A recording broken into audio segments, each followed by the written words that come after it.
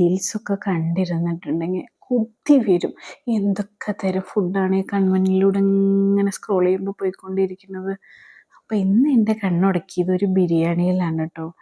ഒരു ചിക്കൻ ബിരിയാണി. സാധനങ്ങളൊന്നുമില്ല, എല്ലാം വാങ്ങി ഒരു തട്ടിക്കൂട്ട് ബിരിയാണി അങ്ങോട്ട് ഉണ്ടാക്കാൻ വിചാരിച്ചു. ശരിയാവോ ശരിയാവില്ലേ ഒന്നും അറിയില്ല. അപ്പം ഞാൻ പറഞ്ഞു ശരിയായില്ലെങ്കിൽ നമുക്ക് ചിക്കൻ കറിയിൽ ചോറൊക്കെ അങ്ങോട്ട് കൂട്ടിയിട്ട് കഴിക്കുന്ന ഒരു ഫീലില്ലേ, അതുപോലത്തെ ഒരു ബിരിയാണി ഞങ്ങൾ കഴിച്ചു എന്ന് വിചാരിച്ചാൽ മതി. അല്ലാതെ അത്ര പെർഫെക്റ്റ് ആയിട്ട് കിട്ടുന്നൊന്നും വിചാരിക്കണ്ട എന്നൊക്കെ പറഞ്ഞ് ഞാൻ അങ്ങോട്ട് ചോപ്പിങ്ങും കട്ടിങ്ങും എല്ലാം ചെയ്യാൻ തുടങ്ങി. അങ്ങോട്ട് ഒന്നങ്ങോട്ട് ഉണ്ടാക്കി നോക്കി.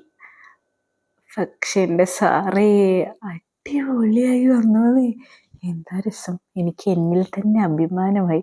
ഞാൻ ഇങ്ങനെയൊക്കെ ഒരു ചിക്കൻ ബിരിയാണി ഉണ്ടാക്കുമോയെന്ന്.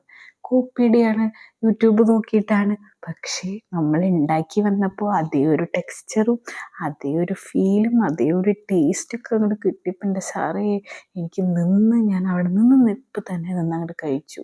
ഇരുന്ന് അതിൻ്റെ അടിപൊളിയായിട്ട് വിളമ്പി അങ്ങനെയൊന്നുമില്ല, ചടപടേന്ന് വിളമ്പി വേഗം കഴിച്ചു.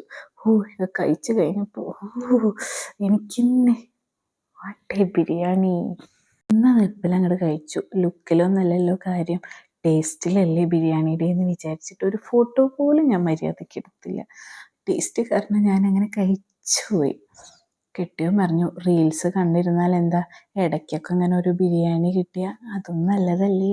ബിരിയാണിയുടെ കൂടെ പപ്പടം മസ്റ്റാണ്, പുതിന ചമ്മന്തി മസ്റ്റാണ്, സാലഡും മസ്റ്റാണ്. എന്താ പിന്നെ വേണ്ടാന്ന് വെക്കുക, അച്ചാർ എനിക്ക് വലിയ ഇഷ്ടമല്ല, അതുകൊണ്ട് അത് വേണ്ടെന്ന് വെച്ചു.